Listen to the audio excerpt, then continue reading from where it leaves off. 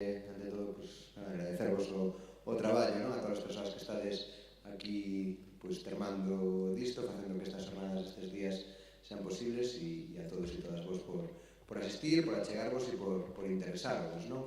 Creo que, bueno, que é interesante, non? A reflexión que estes días vamos a facer aquí, a conexión con outros proxectos de outras cidades que están traballando en planos semellantes, algúns seguramente de éxito, poden escoitar o final da intervención anterior, creo que é un exemplo de éxito, la Linera, pero tamén hai que aprender, ás veces, efectivamente, dese dereito ao erro que falábamos antes, non? De aprender das cosas que non saíron tan ben, a lo mellor, e que creo que hai que, bueno, que todo é útil para compartir a experiencia e para aprender. Creo que temos un desafío en canto a isto aquí na nosa cidade, non?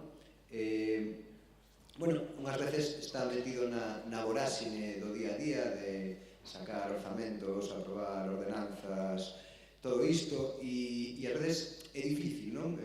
Poñer en pause a máquina e recordar un pouco o porqué, non? É dicir, porqué un decidiu meterse nisto, non? E, efectivamente, un decide meterse nisto para, na medida do posible, transformar, non? Transformar era igual unhas palabras, no? que máis utilizábamos, e non sei se seguimos utilizando igual ou non, pero sobre todo tamén a reflexión de que significa transformar a realidade, ou como se pode transformar a realidade dende unha institución como un concello. A institución, iba a decir pequeniña, non é tan pequeniña, pero sí pegada ao territorio, non? Pegada, por lo tanto, a xente. Transformar, seguramente, en moitos ámbitos significa cousas diferentes, pois transformar o urbanismo ás veces é tan sinxelo como non facer políticas urbanísticas pensando no beneficio que delas van a poder quitar pois X persoas que se dedican a ese negocio, non? E sino pensarlo en termos de dereito á cidade. Transformar na xestión cultural creo que tamén é máis difícil, non? Ou merece unha reflexión aínda máis ampla. Sobre todo, por así decirlo, nunha práctica de políticas culturais que derivan do que moitas veces denominamos cultura da transición, non? Que teñen que ver con un modelo moi claro, un modelo tamén de relación entre o poder político e a xestión cultural, que é difícil, non? Romper. Eu sempre imaginei a relación entre institución e creadores, creadoras, pero tamén a cultura entendida como a que xurde dende a propia decisión dos colectivos, das persoas que están interesadas en facela, como a posibilidade de dar ferramentas para. E, efectivamente, eu antes escoitaba de que non ten sentido que as institucións sean programadoras. Seguramente non. É dicir, habrá que facer unha transición, supoño, en algún momento de modelo, pero sempre pensei iso, nos deberíamos dar na institución e estar lanzando cara fora ferramentas para que estivese aí e quisese aproveitalas. Creo que na xestión dos espazos hai que ir por aí tamén.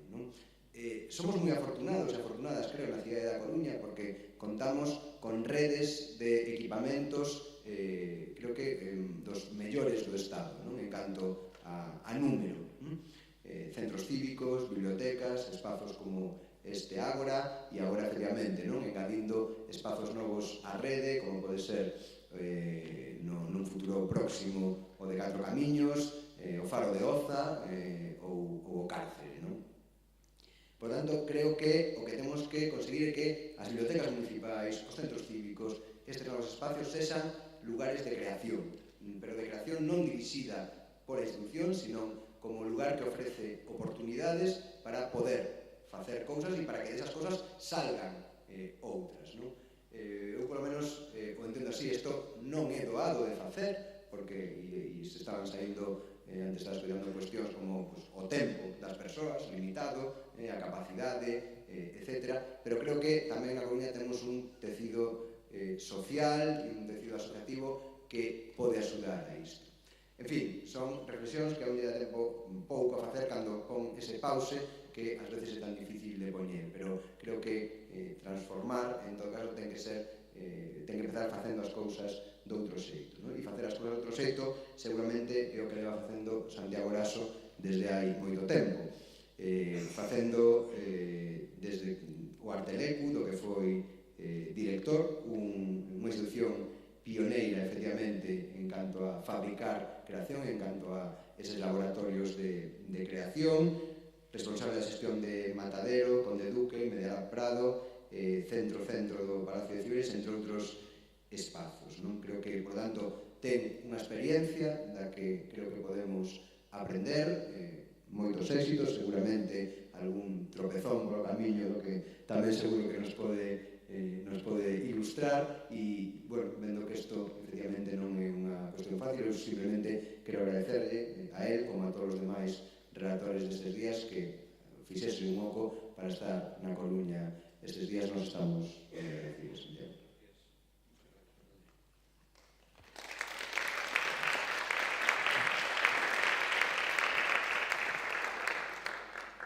Moitas gracias. Isto facíame lembrar así un comentario que fixemos onte, un comentario que hicimos ayer, ¿no, Santi, sobre, ya cenando, sobre la diferencia entre instituciones que invitan a la vida e instituciones o lugares, o espacios, o fábricas, o como queramos llamarles, que expulsan vida, ¿no? Que también en medio podemos encontrar unas medianías, pero esa es la diferencia clave, ¿no? Otra cuestión que comentamos preparando este diálogo, esta entrevista, y ya enseguida le paso la palabra a Santi, fue lo mucho la cantidad de trabajo que ya está realizado, ¿no?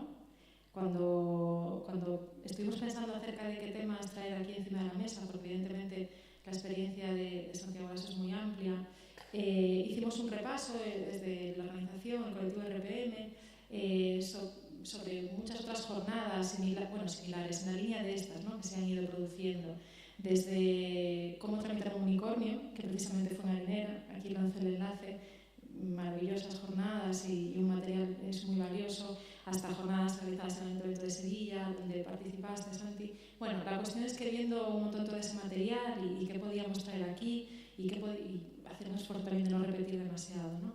Pero bueno, viendo mucho material disponible, me encontré con un vídeo tuyo, Santi, donde hablabas de un libro en concreto, ¿no? Iniciabas una charla hablando de un libro que también es uno de mis favoritos, entonces estos enlaces siempre son como los más divertidos, ¿no?, a la hora de empezar. Hablabas de un libro que se titula Una utopía subterránea, Boburg o Bouvard, no sé cómo se pronuncia, Boburg, como el centro de arte, evidentemente. Una utopía subterránea, es una obra publicada por Albert Meister, en la que describe pues, como una especie de proyecto utópico revolucionario que parte de un punto muy, muy divertido, y es que se descubren 84 plantas subterráneas por debajo del Centro Pompidou en la época en la que se está construyendo el centro, ¿no? Y sucede que el mismo día que se inaugura el Centro Pompidou comienza el ejercicio de ocupación de esas 84 plantas subterráneas, y durante 14 años pues, se van sucediendo las ocupaciones de cada una de esas plantas y suceden allí pues, un montón de cosas, se va autorregulando la comunidad, comienza a ser algo ejemplar, ¿no?, hacia afuera, contagia al contexto, incluso llega a un poco institucionalizarse un poquillo, ¿no?, entre ahí sus problemas, sus conflictos. Y bueno, hablando ayer precisamente de esta lectura muy inspiradora, nos contaste que tú tuviste una visión similar también. Bueno, a ver, el alcalde ha dicho que yo he sido responsable de Matadero, de Circo, de todos los grandes equipamientos municipales del Ayuntamiento, que depende del Ayuntamiento de Madrid, porque fui director general de contenidos y espacios culturales de Madrid Destino, que es la sociedad anónima que se denomina a sí misma Madrid Destino, Cultura, Turismo y Negocio. Y bueno, estuve un año de responsable porque dimití por una serie de causas, de decepciones políticas, frustraciones profesionales y malestares personales que me atravesaron la vida, y yo, si la vida la siento atravesada, no soy capaz de poder vivir y ser feliz, y yo toda mi vida pues he pretendido ser feliz y creo que lo soy. Y no se puede comparar con los 20 años de trabajo que hice en Arteleku, donde fui plenamente feliz, y creo que fue un proyecto realmente, digo fue, porque también la reordenación, digamos, un poco de, en fin, esta vorágine monumentalista que la cultura de los 90 produjo, que produjo a lo largo de todo el Estado español y de Europa. Y aparecieron centros de arte a diestro y siniestro por todos los lados, todo el mundo quería tener su Guggenheim en pequeño, en gran tamaño. Pues también San Sebastián tenía una tabacalera, todo el mundo tiene una tabacalera, tiene una cárcel, tiene una antigua, en fin, todo el mundo tiene un cuartel, todo el mundo tiene equipamientos que quieren dedicarlos a la cultura, no sé muy bien por qué, cuando se podían dedicar a la vida, por ejemplo, ¿no? Pero allí también, efectivamente, en Tabacalera se produjo ese efecto de encantamiento cultural, y entonces, bueno, hubo una reconversión del sistema cultural, y bueno, Arteleku entró en crisis. Yo en esos momentos, por cuestiones personales, me retiré un poco del campo de la batalla, bueno, fundamentalmente porque quería disfrutar del cuidado de mi última hija, que ahora tiene 13 años, y que, bueno, pedí una excedencia por cuidado de hijos. Me retiré y estuve fuera de circulación un tiempo largo, más o menos, fuera de circulación. Es decir, aquella experiencia fue una experiencia de potencia política, de potencia poética, de atracción estética, y fundamentalmente una experiencia que atravesó la vida de muchas personas que todavía hoy la cuentan como algo que fue un acontecimiento para ellos, ¿no? Y esto a mí me llena de orgullo.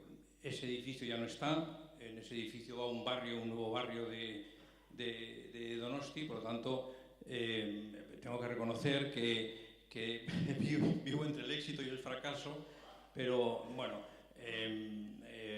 sobre todo este último ha sido un gran fracaso, y bueno, un fracaso en cierta medida, pero no renuncio, digamos, un poco a seguir vivo y a ser optimista, en el sentido en que, por ejemplo, uno de los sociólogos, terapeuta que leo bastante, que es Peter Palper, dice que hay que partir de la decepción para poder abrir hay que saber asumir la decepción y la frustración para poder abrir nuevas vías de posibilidades de vida. Entonces, para que no penséis, para que veáis un poco, hay una gran diferencia, 20 años de vida y un año de fracaso. Quiero decir que hay una diferencia importante.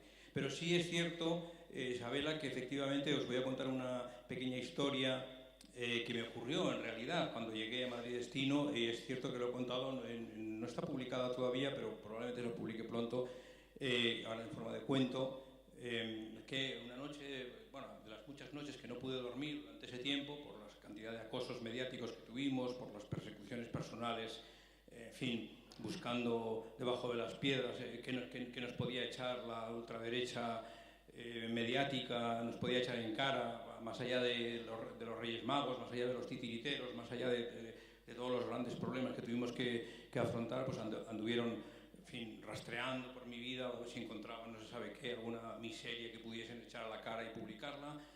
Bueno, mi vida es transparente como una bola de cristal, y no debieron de encontrar nada en ese sentido, pero fueron momentos muy difíciles. Pero entre una de aquellas noches de no poder dormir, en fin, yo venía, digamos, vengo de una experiencia también de una crítica a la monumentalidad muy importante, de una crítica al espectáculo, en fin, vengo de esa tradición, digamos, un poco de una crítica institucional que de alguna manera lo que pretende es poner en valor el sentido, en fin, el primer sentido de la esencia de las cosas por la que hacemos todos estos lugares, es que aquí haya actores, que aquí haya actrices, que haya poetas, que haya escritores, que haya saltarines, que haya, en fin, gente que escuche, gente que hable, coros de tercera edad, coros de niños, y que en la calle pueda haber gente jugando. O sea, vengo reivindicando, digamos, esa tradición de la cultura como una capa de antropología que atraviesa nuestro tejido muscular y nuestro tejido nervioso.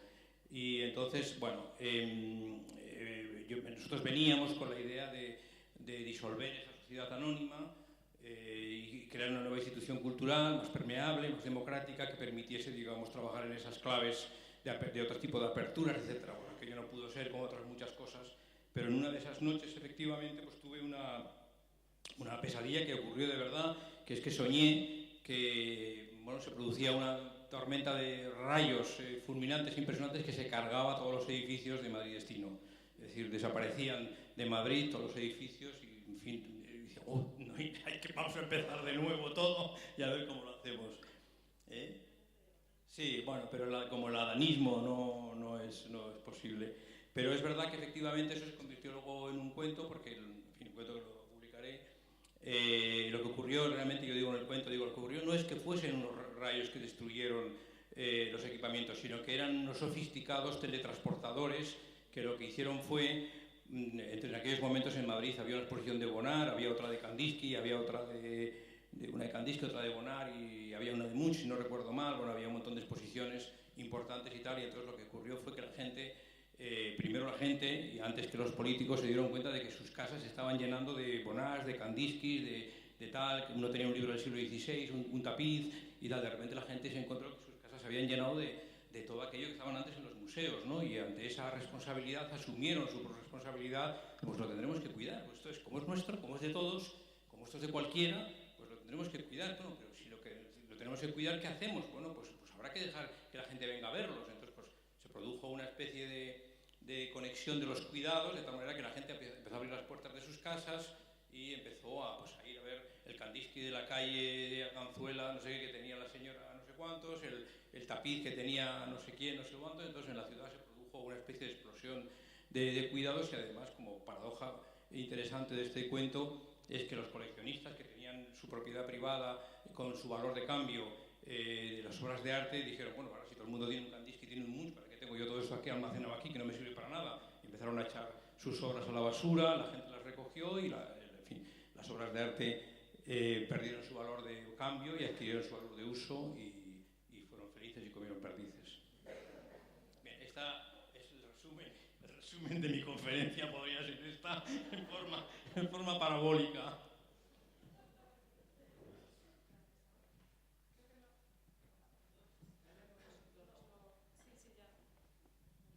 No pasa nada, nos vamos alternando para no pisarnos también.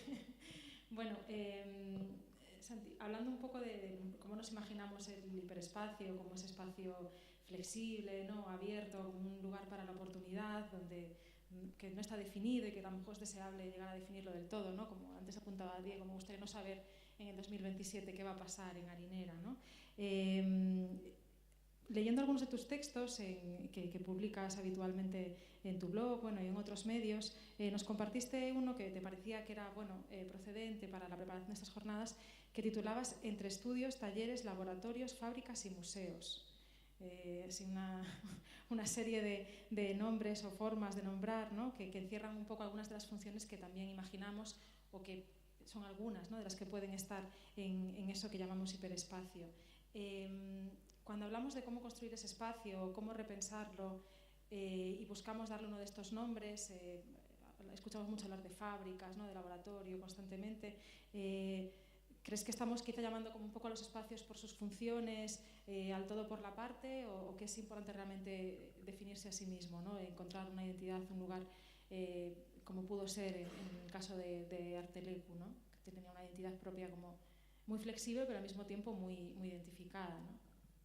Sí, bueno, yo creo que el nominalismo no es lo que importa, digamos, es lo que ocurre dentro. Bueno, igual que Harinera se llama Harinera porque había una antigua fábrica de harinas, pues Arteleku se llamó Arteleku porque en aquel momento, bueno, era una fábrica de producciones electrónicas que estaba en las afueras de la ciudad.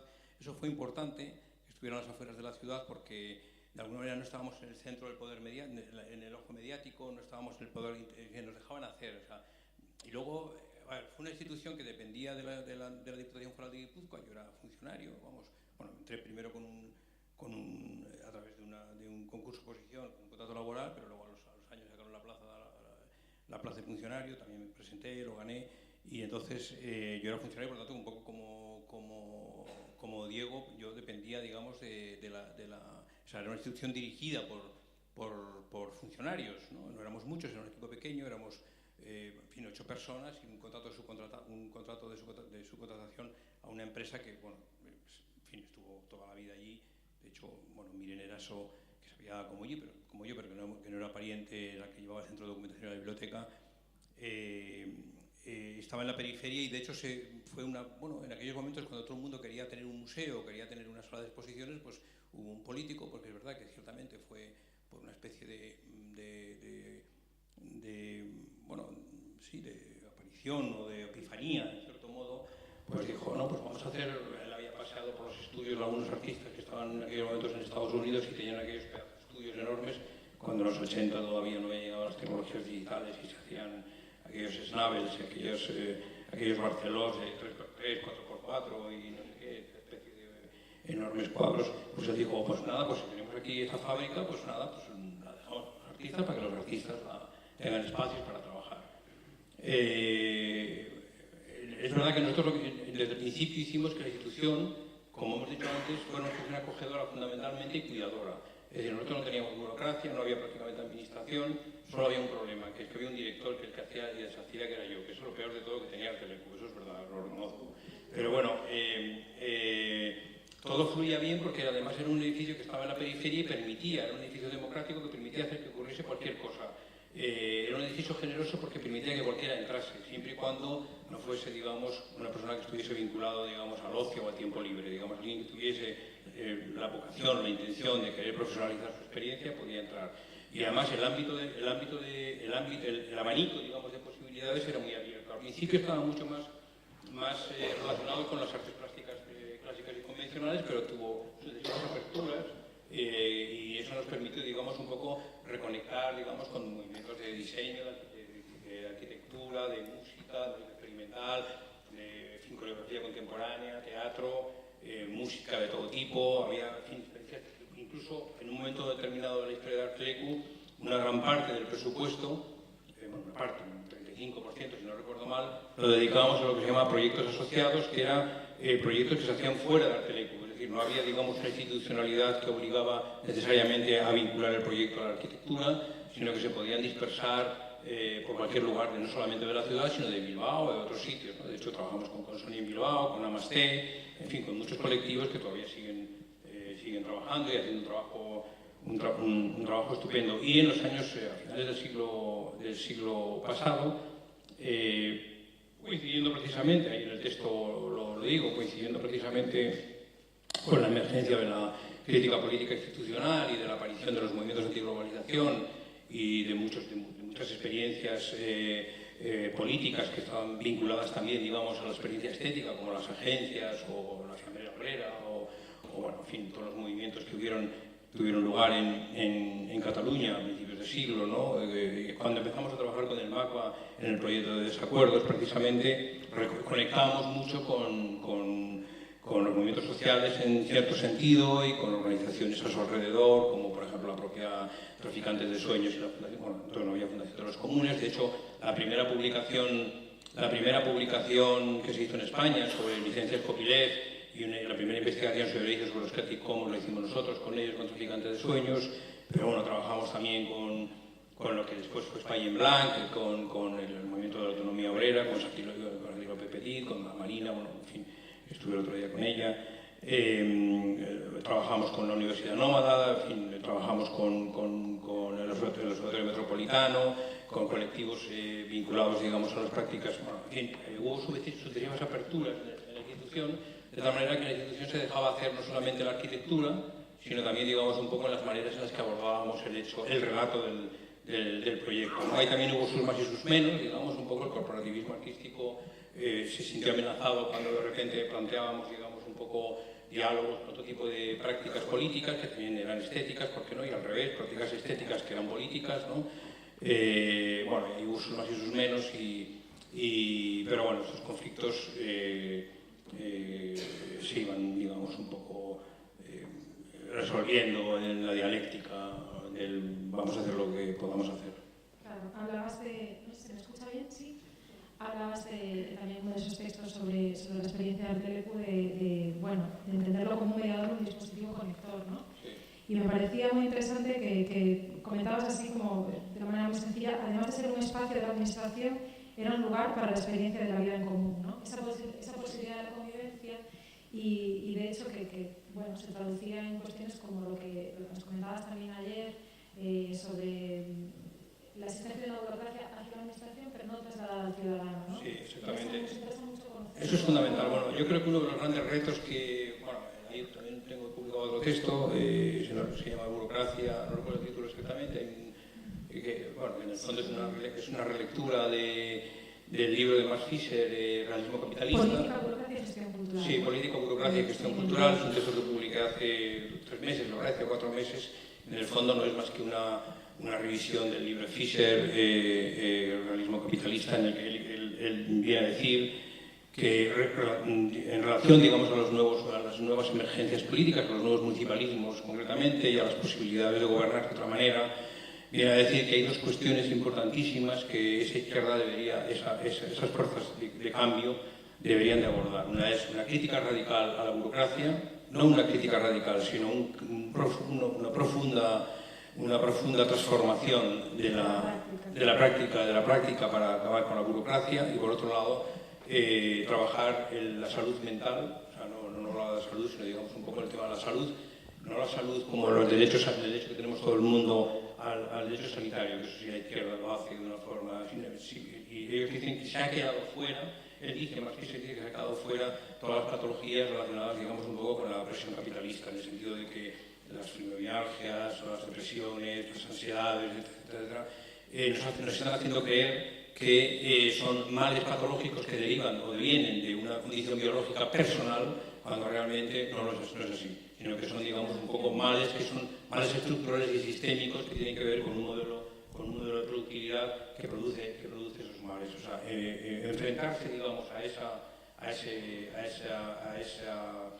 deterioro de la salud, de la vida, y por otro lado la burocracia como un sistema sustanciado para que nada cambie, ¿no? Eso nos pasa a nosotros, concretamente en Madrid Destino, y eso está pasando en muchas instituciones, que hay como una sustanciación, ¿no? Que de alguna manera determina que la institución no se pueda movilizar, no se pueda mover, y impide, digamos, un poco que se pueda gestionar de una manera más cercana a la vida, ¿no?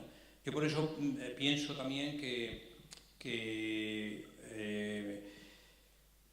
hay que salirse un poco de los... O sea, que habría que salirse de... Yo ahora mismo estoy totalmente obsesionado con el tema de la ecología cultural, ¿no? No sé por qué tenemos una gran sensibilidad a la hora de pensar que la ecología es algo que atraviesa la naturaleza, que la ecología es algo que atraviesa el urbanismo, que la ecología es algo que atraviesa, digamos, un poco a la circulación, digamos, a la movilidad de las personas, pero no atraviesa la cultura, ¿no? Cuando realmente la cultura es el espejo donde se reproduce exactamente todos esos males del capitalismo productivo. O sea, las ciudades están hiperinflacionadas de actividades, hay miles de conciertos, miles de conferencias, y casi todas ellas mal pagadas, producidas con poco tiempo, en muy malas condiciones, y afectando sobre todo fundamentalmente a la vida de los creadores, que es la vida más frágil y es la vida más necesaria para que la creación sea una creación contundente. Son los que menos cobran, son los que menos tiempo tienen para trabajar, son los que trabajan en peores condiciones, y eso hay que alterarlo.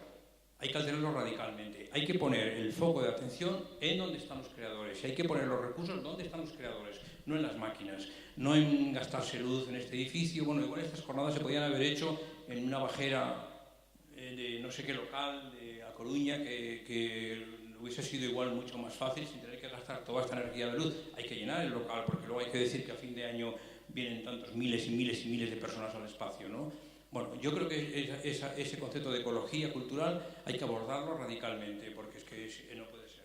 O sea, es que no puede ser que la gente cobre 100 euros por no sé qué, 200 por el otro, encima tenga que hacer unas facturas que tienes que firmar la firma digital en no sé dónde, mandárselo a no sé qué, ese no sé qué te lo devuelve diciendo que está mal hecho, que está mal hecho. Yo estoy todavía por cobrar una factura de Bilbao de hace 7 meses. O sea, pues porque no sé qué pasa. Está mal hecha. No sé qué pasa, entonces está mal, o sea, no puede ser. O sea, eso es realmente inadmisible. Y encima los que padecen todo eso no somos los que no son. Yo soy funcionario en excedencia y ya lo estoy, pero los que padecen todo esto son aquellos por cuya razón estamos aquí. Es decir, aquellos por cuya razón nosotros cobramos un sueldo y un dinero del erario público. Es decir, si tenemos un teatro es porque hay gente que hace teatro, y cuando hay gente que hace teatro hay gente que mete horas ensayando, investiga, lee textos, lee a Brecht, no tengo ni idea, hace psicomagia con Jodorowsky, no, en fin, lo que le guste, me da igual. Son ellos y ellas la razón por la que existen todas estas infraestructuras y todos estos monumentos. Son ellas y esas personas. Pues a ellas y a ellos son los que los debemos, no las máquinas. Pues cerremos las máquinas, ¿verdad? Cerremos las máquinas, cerrémoslas. No, es que, vamos... empezar por apagar estos micros e intentar proyectar la voz, pero ya no sé sé que si, es un poco... no sé si me da lo suficiente. Sé que es un poco... Ya sé que puede sonar, si quieres... Puede sonar demagógico, ya lo sé, pero es que... Te agradecemos esta deriva. Sí. Es que... en serio, o sea, ahora... No sé si... bueno. También. Bueno, no, yo quería preguntarte, cogiendo este guante que bueno, que nos lo dejas difícil, pero no, hay que entrar de lleno en ello y hay que mojarse sin duda.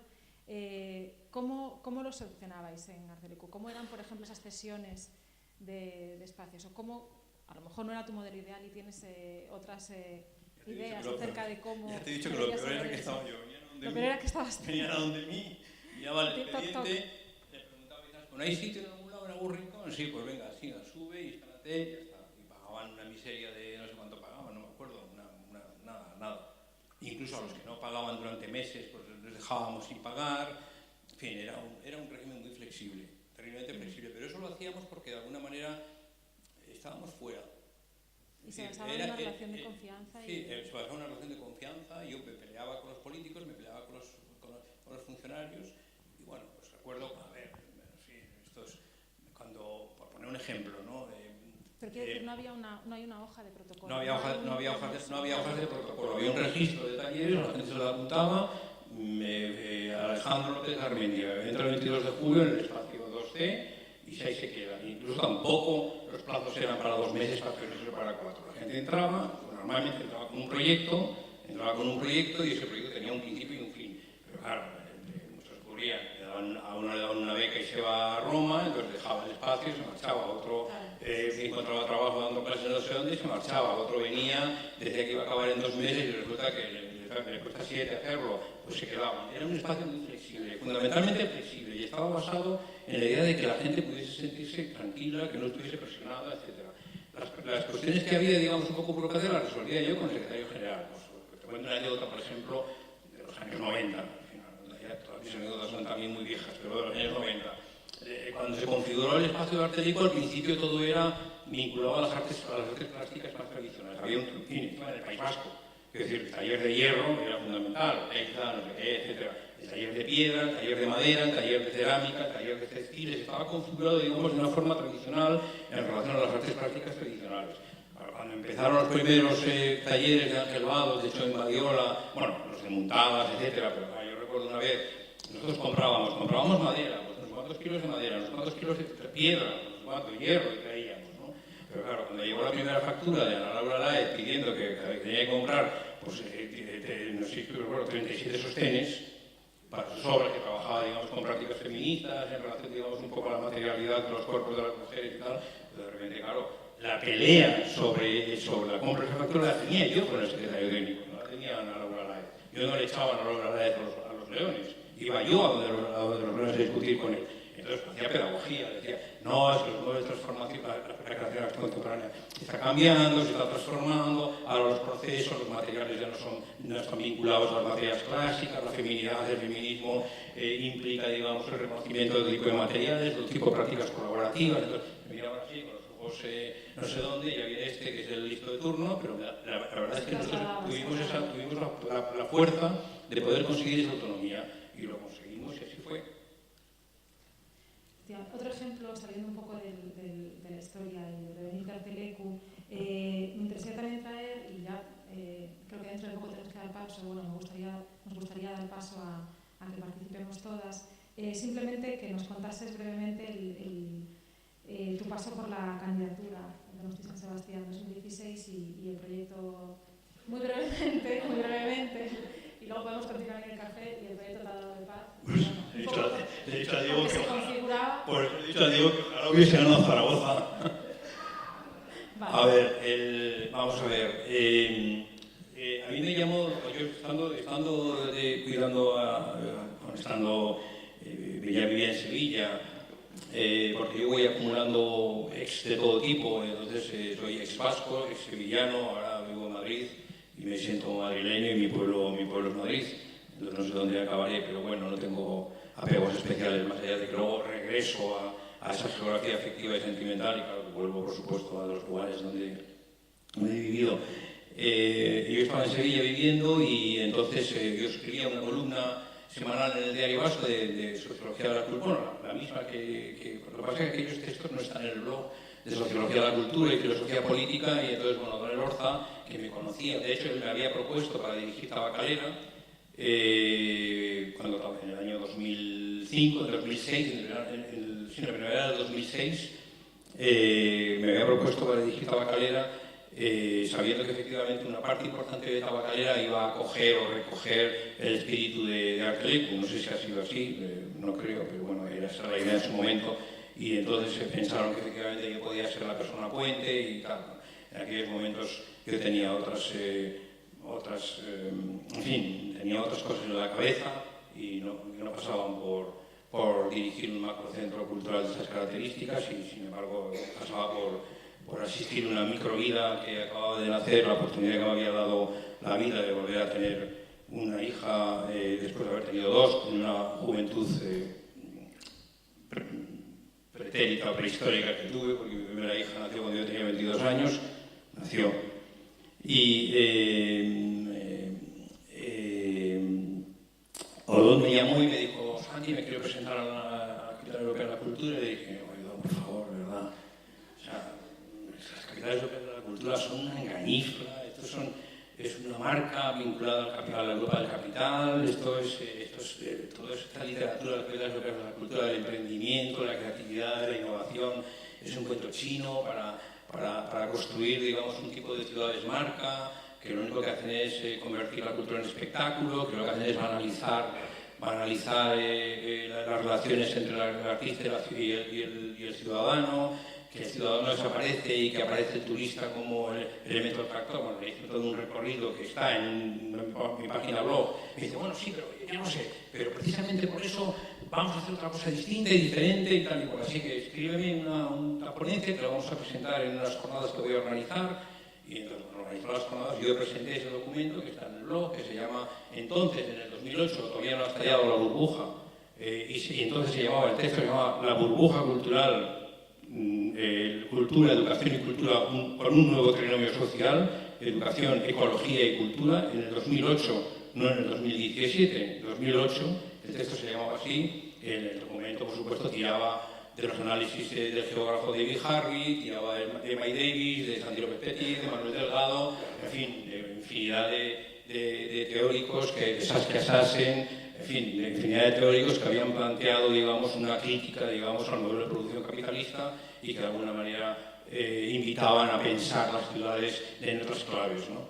Bueno, entonces ese documento acababa, digamos, con una serie de invitaciones a otro modelo de capital europeo de la cultura, más ecológico, que no fuese un evento, que fuese un proceso de 10 años, que empezase en el 2000, cuando nacimos en el 2011 y acabase en el 2020, que el 16 fuese solamente un punto de inflexión, de festivalización, pero solo un punto en un proceso de 10 años, que los proyectos los hiciesen realmente los agentes culturales, es decir, que se hiciese un traspase de los agentes culturales de la ciudad, no empresas externas, las grandes empresas que siempre tienen un proyecto a mano para poder venderte una multifachada multicolor hecha con sofisticados ¿no? Sino las empresas localizadas, situadas en la ciudad, que además casi todas esas empresas, asociaciones, colectivos, ¿no? En fin, además que generalmente todas ellas estaban inscritas en un relato internacional. Es decir, hay una banalización del concepto de internacionalismo que tiene que ver con que nosotros somos unos paletos y ahí en Francia y en Inglaterra están los grandes artistas que son los más importantes y aquí no hay. Eso es mentira. Es decir, en todos los lugares que yo conozco que he pasado de España, en Sevilla, en fin, en Cataluña, aquí hay grandes artistas y casi todos ellos además ahora, afortunadamente, gracias a la conectividad, a la circulación, en fin, a las posibilidades de vida en otros lugares, casi todos ellos están conectados. No nosotros que éramos paletos prácticamente idiomáticos, que solo sabíamos el castellano y la lengua materna, en este caso el euskera y poco más. O sea, ahora mismo los artistas jóvenes y las artistas jóvenes saben inglés, saben francés, en fin, alemán, y tienen sus amigos, uno es rumano, el otro es belga, el otro es de Budapest, de Chile, de no sé dónde. Es decir, ese internacionalismo es un internacionalismo situado que tiene que ver con las prácticas de la vida de esas personas. Detectemos dónde están y trabajemos con ellas, pero trabajemos desde ahora, no en el 2015, les hagamos un contrato en el 2015 y empiecen a corriendo a hacer el proyecto. Había una serie de condiciones que establecían que pudiéramos haber hecho, en lugar de un año de la Capital Europea de la Cultura, que empieza en enero y acaba en diciembre, una década, 10 años, dan los 10 años para pensar el sistema sociocultural de Donosti y de San Sebastián y plantear una posible reorganización de ese sistema con toda esa gente. Por eso se llamaba aquello de ola de energía ciudadana, pensando en que efectivamente iban a ser los ciudadanos, iba a ser la gente, iban a ser las personas las que llevasen a cabo ese proyecto. Todos un desastre.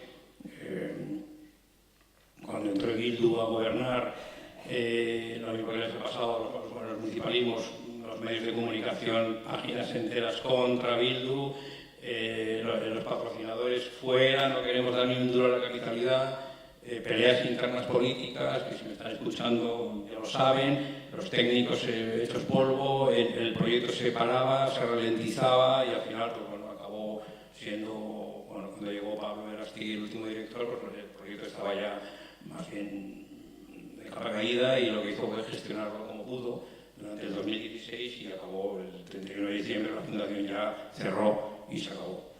Entonces, una cosa que podía haber sido otra vez, ¿no? que lo habíamos pensado para que efectivamente, y así ganamos un poco con todas las, en fin, con las dificultades que tuvo que sacar adelante ese proyecto, pues lo ganamos, pero no se gestionó bien y fue para mí un cierto fracaso, pero bueno.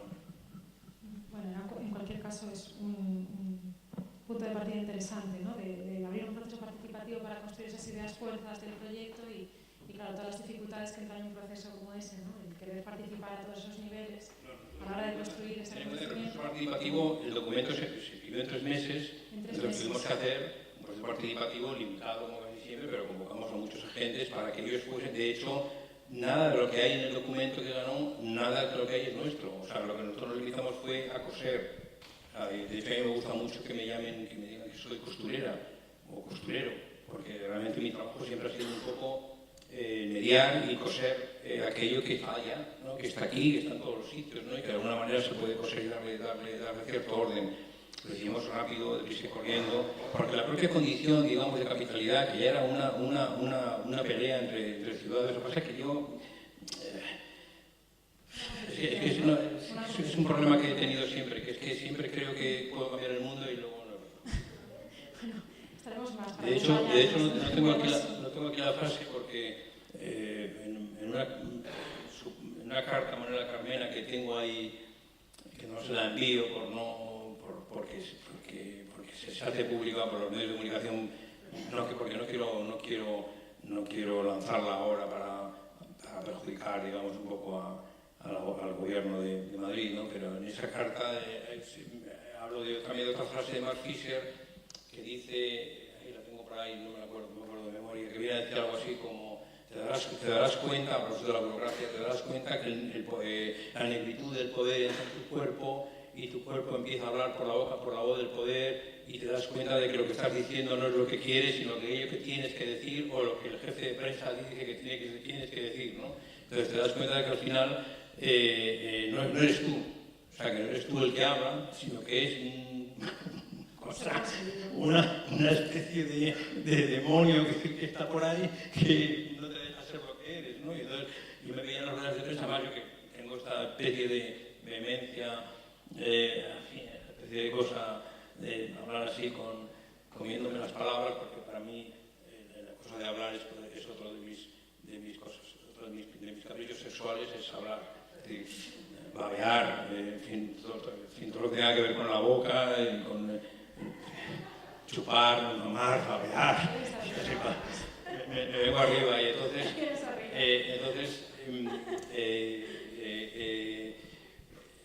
de repente no veas, ¿no? Y dices, todo contenido, y dices, este no soy yo.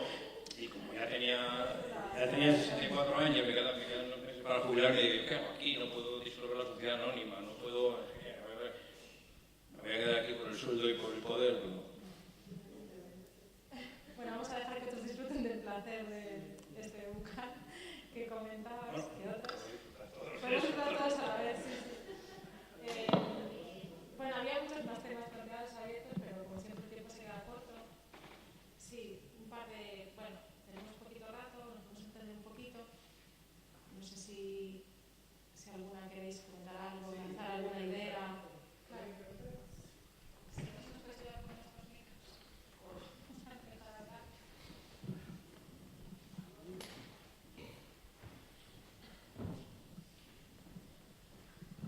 Hola.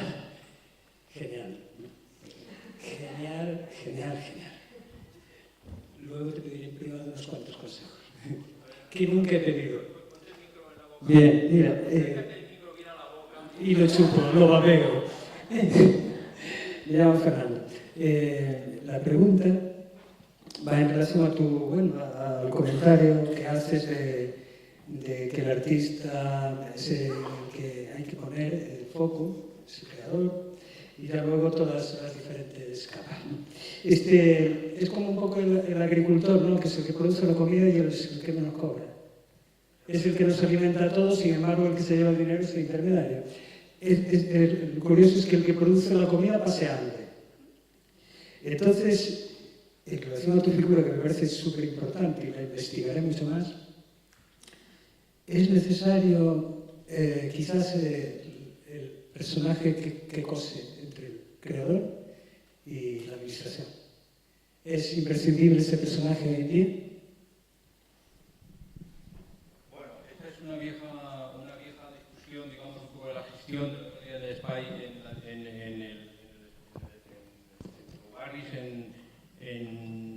Barcelona, que es un espacio autogestionado histórico, que sabéis que tiene que ver con... Bueno, que hay, afortunadamente, en Barcelona tenéis bastantes experiencias, bueno, hay otra más aquí reciente que yo no conozco, pero hay muchas más. Es una discusión, una vieja discusión que para mí no tiene una solución, no es ni blanco ni negro. Quiero decir que depende en qué circunstancias, depende en qué lugar, depende qué fuerzas políticas, depende de la tradición, digamos, un poco del contexto político en el que esté, que yo creo que Cataluña y Barcelona concretamente tiene una larga tradición de luchas autónomas, de autogestión, vinculadas a la tradición libertaria, etcétera, que han conseguido a lo largo de todos estos años pues hacerse con un modelo de gestión que además no siempre es igual, no en todos los sitios es el mismo, pero que sin embargo beben, digamos, un poco de la misma fuente, ¿no? El mismo hangar, por ejemplo, que vendrá mañana, creo, me parece, ¿no? Pues es otro modelo de autogestión que tiene que ver, digamos, con una colectividad específica, en este caso la artística, y que se vinculan a través de una asociación, del asociacionismo, pero no niegan, digamos, un poco la mediación con la institución, y de alguna manera la institución funciona como garantista, digamos, de que el edificio, como un buen propietario del edificio, pues esté en buenas condiciones, el tejado no se caiga, etcétera, y además, pues a través de las líneas de subvención, pues reciben una cantidad de dinero, la asociación recibe una cantidad de dinero al año, pero la gestión, digamos, un poco del espacio la hace la propia asociación. O sea, en este caso, por ejemplo, es un modelo de Artelecu mejorado, porque el director además es elegido por la asociación y en mi caso yo era un funcionario que estaba allí instalado cómodamente. Es verdad que por mí, en fin, no sé por qué, pues en fin, fue todo bien, pero no es precisamente el mejor modelo que haya un superdirector que lo dice y lo hace todo, ¿no? Entonces, efectivamente, en las capas de mediación que hay en estos momentos en el sistema del arte, la mayor parte del dinero se lo llevan los mediadores, eso está claro. Y yo creo que no es fácil de resolver, porque además una gran parte, digamos, de los mediadores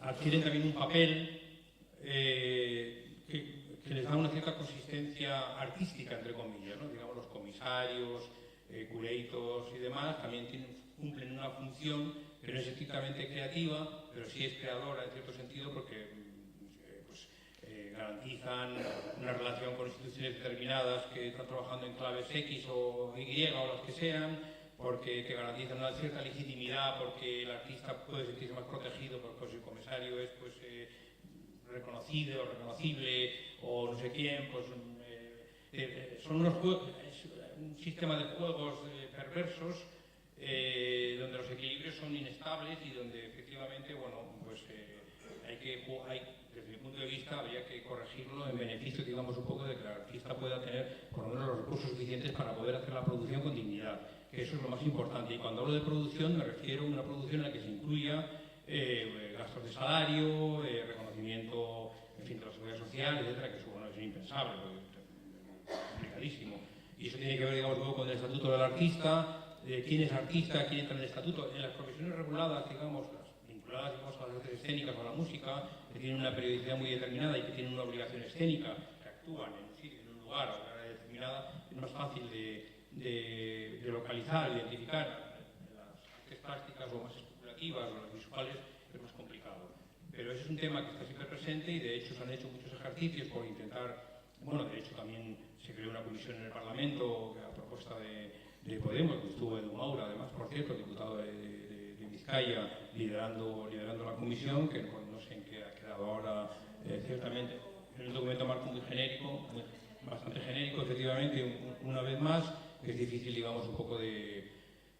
Pero en lo que a mí concierne y en lo que he dicho anteriormente, yo no te puedo resolver el tema de efectivamente si un artista necesita un mediador para llegar a una institución o para poder ir a una galería o para poder ir a una bienal o para exponer en un bar o para... Bueno, siempre hay una mediación. Lo que yo quisiera es que los recursos se distribuyesen de otra manera. Es decir, que si hace falta, yo creo que hay que hacer muchas menos cosas. Cuando hablo de la ecología cultural me refiero, creo que es el momento de hacer menos cosas, mejor hechas, con más tiempo, con más periodicidad y con más recursos para que la gente pueda producir en buenas condiciones y que la investigación se pueda llevar, se pueda garantizar, y que el resultado, por tanto, sea mejor. Hay que invertir mucho más en mediaciones, creo, desde mi punto de vista, no mediaciones solamente estéticas que traten de desvelar lo que el artista, no mediaciones pedagógicas, inductivas, que traten de desvelar o de desmontar o de desmoronar lo que el artista quiere decir. No me refiero a ese tipo de pedagogías inductivas que dicen, mira, lo que aquí aparece es un ala del ángel de no sé dónde, cuando realmente puede ser no se sabe qué, ¿no? Me refiero a mediaciones con el medio, con el contexto, con el barrio, con los centros cívicos, con las asociaciones, con los colectivos, con las escuelas, con las universidades, de tal manera que se produzcan, que en esa conexión que la mediación introduce, se produzcan sistemas de comunicación que permitan hacer que fluyan las personas hacia el lugar donde está el acontecimiento artístico. No hace falta que en el acontecimiento artístico haya una mediadora o un mediador que le diga lo que dice, lo que pretende decir el artista. Eso es lo de menos, porque a veces se entiende la mediación como una mediación de potencia pedagógica que lo que te hace es destruirte las miles de posibilidades y las aperturas que una obra de arte puede tener, una obra de arte, una obra de teatro, lo que sea, ¿no? Entonces la mediación tiene que ver, digamos, un poco con la posibilidad de conectar a la vida, de conectar a la ciudad, a la vida, con esos hechos, con esos lugares que pueden estar en el teatro, pueden estar en una sala de exposiciones, pero pueden estar en cualquier otro lugar y que pueden tener expresiones de todo tipo, no tienen por qué ser expresiones clásicas de las bellas artes convencionales, pueden ser expresiones populares, expresiones, en fin, bueno, en fin, de todo tipo.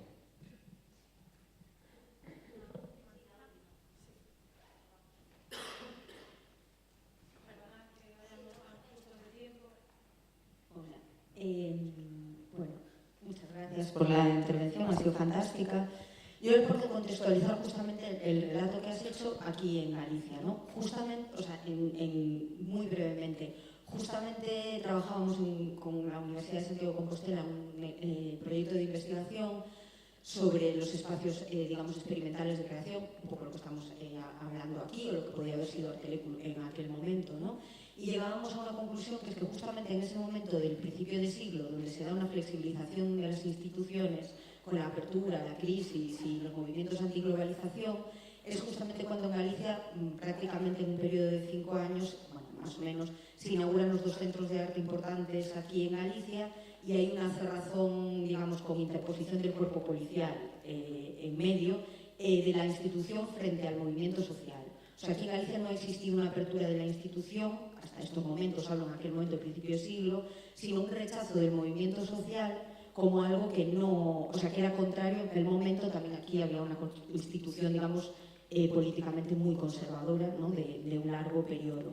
Entonces nosotros identificamos, bueno, el equipo de investigación identificábamos ese punto de falta de apertura y de flexibilización como un destierro, digamos, afectivo, justamente esas relaciones que contaminaron en otros contextos, como pudo ser en el País Vasco, en Cataluña o en Andalucía, el ámbito institucional, que llevaron a fracasos también y aprendizaje, con la importancia que tienen, ¿no? Aprendizajes, aquí no se llegaron a dar. Entonces hay como una brecha radical en esa falta de escucha y esa falta de afecto, que claro, depende, lo que decías tú ahora también, de que exista una persona con esa sensibilidad o esa capacidad, una subjetividad o un equipo en una institución cultural o en un equipo de gobierno, ¿no? Con lo que eso, la inseguridad general que eso nos produce, porque no siempre es así. Entonces lo quería traer a la actualidad un poco de este contexto cultural aquí, porque se da la paradoja de que este discurso que nosotros defendemos y en el que nos sentimos afectivamente conectados, sobre, que tú has puesto hoy aquí magníficamente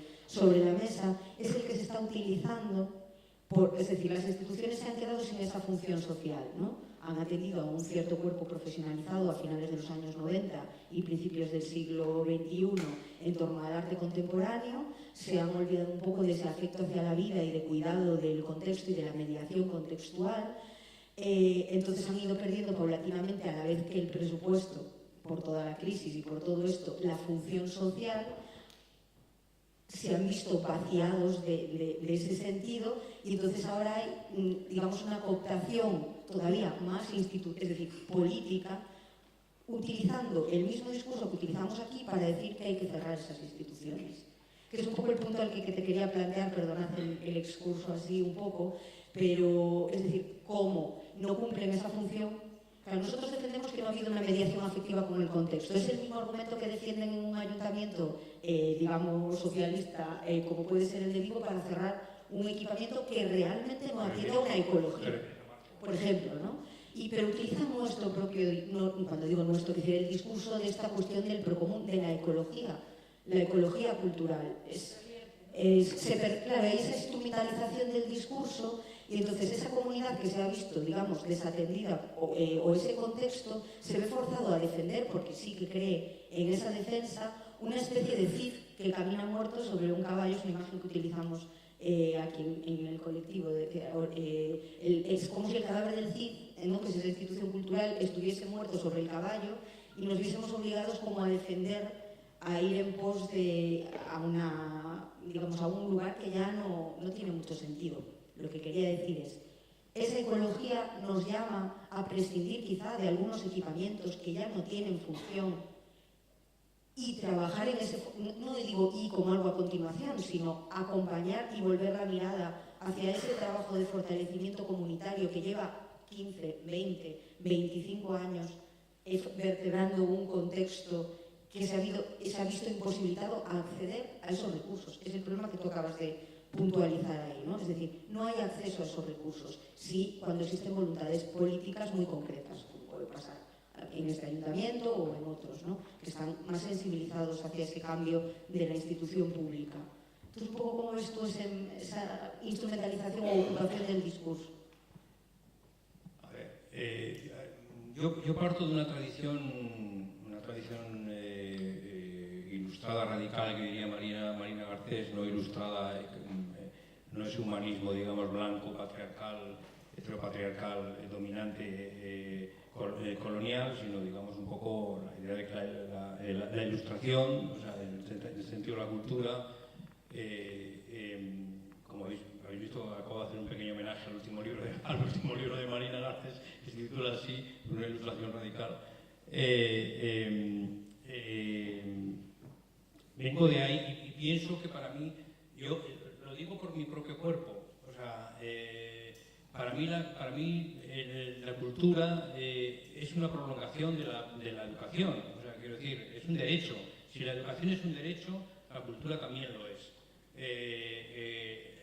La educación en cierto sentido se ha regulado a través de un sistema curricular que tiene una institución mucho más estable y más reconocible. Pero la educación son muchas más cosas.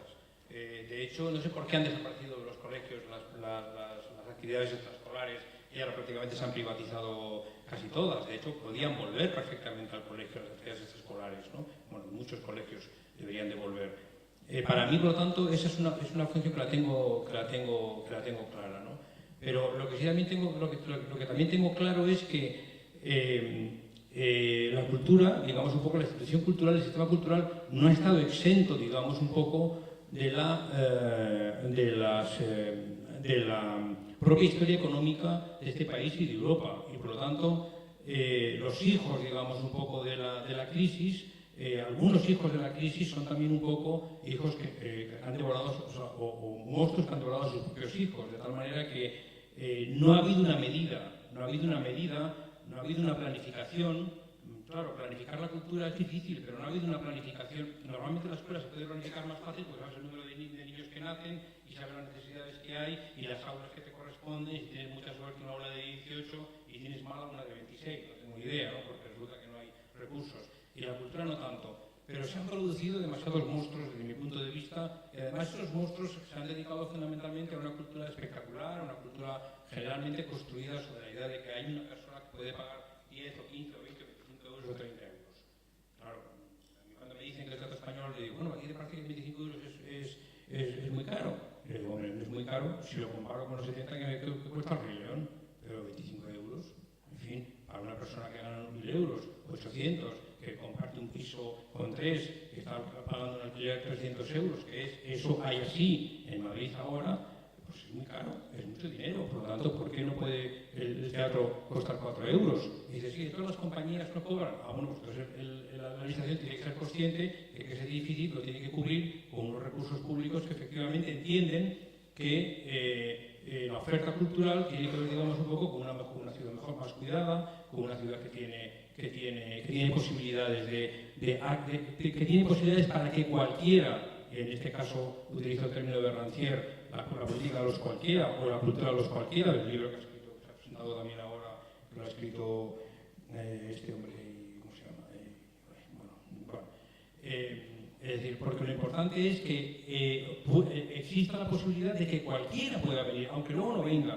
Ya sabemos que, por ejemplo, una persona que trabaja cuidando niños o que limpia casas y que llega a las 9 de la noche a casa y que gana 1.000 euros, no tiene tiempo libre para poder venir, porque ten en cuenta que la cultura es un campo de batalla donde los problemas de clase se manifiestan clarísimamente. Entonces, si no combates, si no formulas un tipo de práctica política que permita que cualquiera pueda asistir, aunque sea a su centro cultural cercano, a ver una pequeña experiencia teatral, no tiene por qué ser una de una gran estrella, puede ser una experiencia teatral que le pueda llenar y darle sentido, digamos, un poco a su propia experiencia vital. La calidad artística no tiene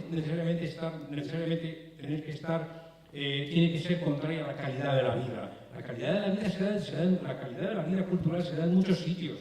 Pues un coro yo le decía, el director del Español le decía, vamos a ver, tú los domingos a la mañana, ¿tú por qué no el coro de Arganzuela no puede venir el domingo a la mañana a cantar en el español? Seguramente para esos señores de la tercera edad y señores de la tercera edad, la experiencia de cantar en el mismo escenario donde estuvo Margarita Xirgu o estuvo no sé quién, pues era una experiencia inolvidable. Y ese hecho inolvidable atraviesa la piel de esas personas para toda la vida, le constituye como ser y lo recuerda como tal y lo contará a sus nietos. Es decir, ese tipo de experiencias de vida, la cultura. Bueno, yo cuando vi mi primer concierto de una orquesta sinfónica en directo, yo tenía 17 años, Rafael Fide de Burgos haciendo el bolero de Ravel, yo allí me di cuenta de lo que era ponerse los pelos de punta.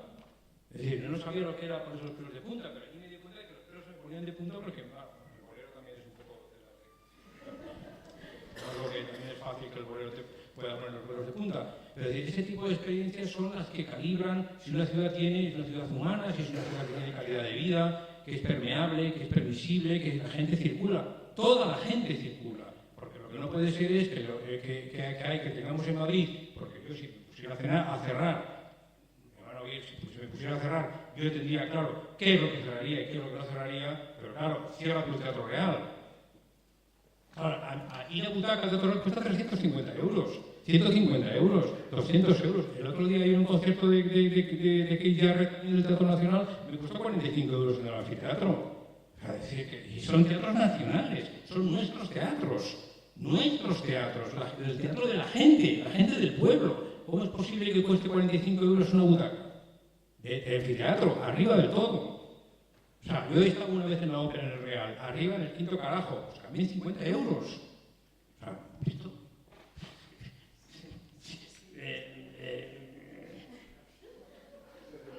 algo falla, ¿no? Algo falla. Siento tener que interrumpir este debate que podría continuar horas y horas, estamos muy justos de tiempo y nos gustaría pasar al siguiente contenido, ¿no? Nos moveremos despacio, si os parece bien, y ya estaremos un poco más juntas y recogidas y sin micros, por respetar la voz. Vamos al aula 9.